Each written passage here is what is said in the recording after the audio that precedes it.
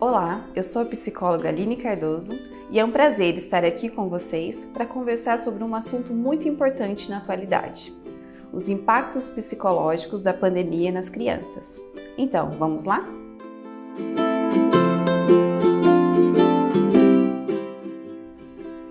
Sejam bem-vindos ao canal Ideia Psicologias. Antes da gente falar sobre o tema, gostaria que vocês se inscrevessem no canal, ativassem os sininhos para receber notificações de novos vídeos e dessem seu like no vídeo, ok? Bom, então vamos falar sobre o tema. Falar sobre os impactos da pandemia nas crianças especificamente é porque é muito normal que nós acabamos acreditando que as crianças não sentem o impacto da pandemia. Afinal de contas, elas estão brincando, estão jogando, estão vivendo as suas vidas e a sensação que dá é que elas estão levando tudo muito bem, né? Não estão desconfortáveis, afinal de contas elas estão em casa. Mas não é bem assim. Não é bem assim pelo fato de que houve mudanças na vida delas e na rotina. E esse é um dos primeiros impactos na vida da criança, a mudança de rotina. Mudar de rotina, eventualmente, é saudável e é bom até para desestressar cotidianamente. Porém, quando essa mudança ela é prolongada e sem uma perspectiva de término, né, sem ter noção de quando isso vai acabar, quando tudo vai voltar ao normal, vamos dizer assim, causa estresse, não só nos adultos, mas também nas crianças. Então esse é o primeiro ponto que eu gostaria de deixar claro. Mudança de rotina em crianças também provoca estresse e provoca impacto psicológico. Um outro ponto importante a se considerar: as crianças, apesar delas não terem conhecimento total ou delas saberem profundamente o que é pandemia, o que é Covid, o que significa toda essa mudança, essa doença, elas percebem e interpretam a partir do conhecimento que elas mesmas têm. Então, às vezes o adulto não fala com essa criança sobre isso, não pergunta o que ela entende, ou simplesmente acha que não faz diferença falar com ela a respeito desse assunto, mas ela está interpretando de acordo com aquilo que ela é capaz de entender.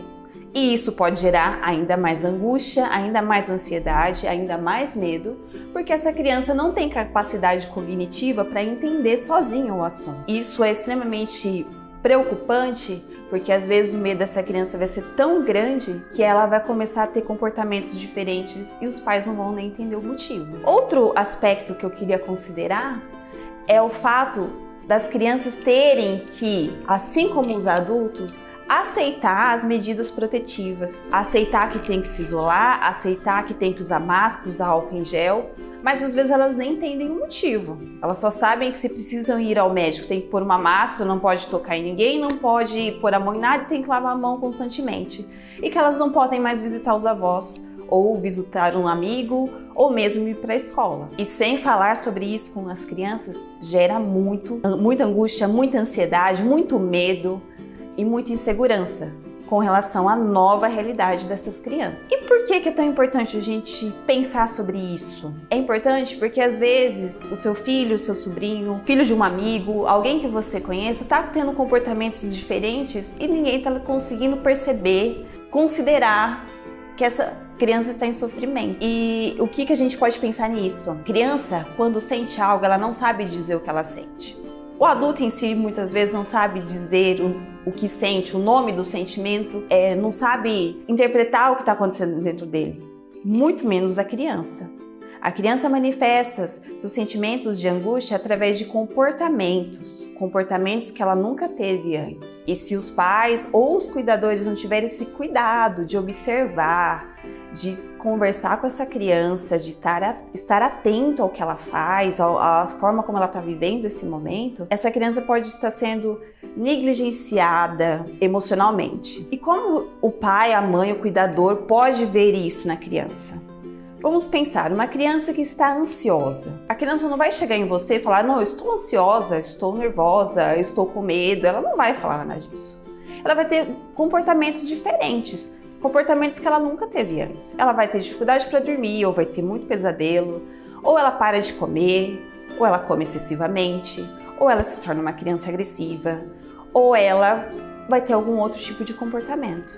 Uma criança muito medrosa, ela vai se esconder, ela vai parar de querer conversar com os amigos, ela vai parar de conviver bem com a família, ela vai ter comportamentos diferentes. Então, uma das coisas que eu gostaria de deixar bem claro, que criança em sofrimento não sabe que está em sofrimento. Ela vive o sofrimento de maneira diferente do adulto, e o adulto tem que estar atento a isso. Mas aí vocês podem estar se perguntando, ok, e o que fazer para diminuir essa tensão nas crianças? A família e o cuidador, né, tem papel importante no diálogo com essa criança, também na escuta dessa criança e em desenvolver atividades diferentes para que ela possa viver esse momento de isolamento de maneira muito menos agressiva e aversiva a ela. O que eu quero dizer com isso? Para que seja mais fácil conviver, seja mais fácil viver nesse momento. Por quê? Quando se trata de troca de rotina, de mudança de rotina, isso por si só já causa angústia e insegurança. Por si só, mudou a rotina já vai ser angustiante para a criança. Se você pegar uma criança e mudar de casa, só essa mudança de casa, às vezes ela vai continuar na mesma escola, vai continuar tendo os mesmos amigos, ela já vai ter algum comportamento de que está desconfortável. É natural. Agora imagine ela parar de ir à escola, ficar em casa o tempo todo e não tem mais as mesmas atividades, não tem os colegas para conversar, não tem pessoa da mesma idade para brincar algumas vezes. É quase que insuportável. Então, é muito importante que o cuidador, que os pais, que quem convive com essa criança tenha um diálogo claro com ela. Explique o que está acontecendo, explique o que é pandemia, o que é Covid, dentro, claro, das possibilidades de compreensão daquela criança, porque a criança tem 3 anos. Você não vai explicar para ela com detalhes, você vai explicar para ela, é uma doença séria, nós não podemos abraçar, beijar as pessoas de fora, temos que ficar dentro de casa, quando sair tem que usar a máscara, lavar a mãozinha, não pode pôr a mão em qualquer lugar. Isso a criança é capaz de entender, e isso você pode falar. Outra coisa, pergunta como ela está entendendo, né? Você entendeu o que eu expliquei? Então me explica. Ela vai falar do jeito dela. A maioria das vezes ela entendeu muito mais do que o adulto acredita que ela fosse capaz de entender. Mas é importante esse diálogo, porque se você não fala, ela vai entender do jeito dela. E às vezes entendendo do jeito dela é muito mais angustiante do que a própria realidade. Por isso que tem que se falar com essas crianças. Outra coisa, desenvolver uma rotina de atividades para essa criança. Um horário para acordar, um horário para fazer atividade da escola, um horário para brincar, umas atividades em família, às vezes um jogo de tabuleiro, um jogo em que a família possa participar, assistir um filme, alguma coisa assim. Porque esse momento de partilha ajuda no desenvolvimento da criança, desenvolvimento cognitivo, motor, psicológico, e além disso é uma forma de a criança expressar o que está sentindo.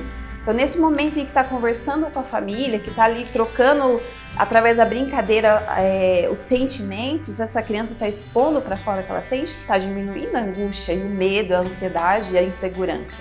Ela está sentindo que tem um ambiente que é seguro, que é constante para que ela viva e se desenvolva. Então é muito importante isso. Outra coisa importante é que se essa criança, apesar do esforço da família, dos pais, de quem cuida dela, continuar com dificuldades de viver esse momento, continuar em sofrimento, procure um profissional. Hoje é permitido fazer terapia até online com essas crianças.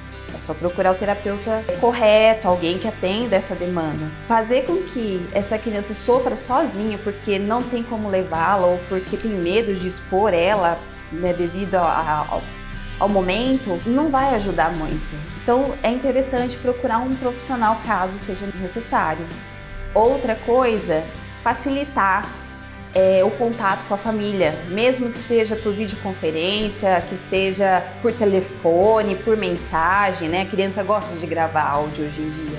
Então seria interessante com a família, com os coleguinhas da escola, para que a criança consiga perceber que as pessoas continuam ali, né? Que tudo, apesar da mudança de rotina, tudo ainda é igual. Ela ainda tem amigo, ela ainda tem contato, ainda tem família e tem pessoas que gostam dela. Só que o momento não permite que tenha esse contato pessoal, físico. Então eu queria deixar essas informações para vocês e gostaria que, se vocês gostassem, dessem seu like lá no vídeo e Mais para frente, né, posteriormente, eu vou trazer aqui para vocês os impactos psicológicos sobre a vida do adulto, né, sobre a vida das pessoas que ainda têm que trabalhar, apesar do vírus, apesar do perigo, né? O que a gente pode fazer para melhorar a qualidade de vida e a qualidade emocional nesse momento tão difícil que nós estamos vivendo, ok? Muito obrigada por ficar até aqui comigo. Espero vê-los em um próximo vídeo. Até mais!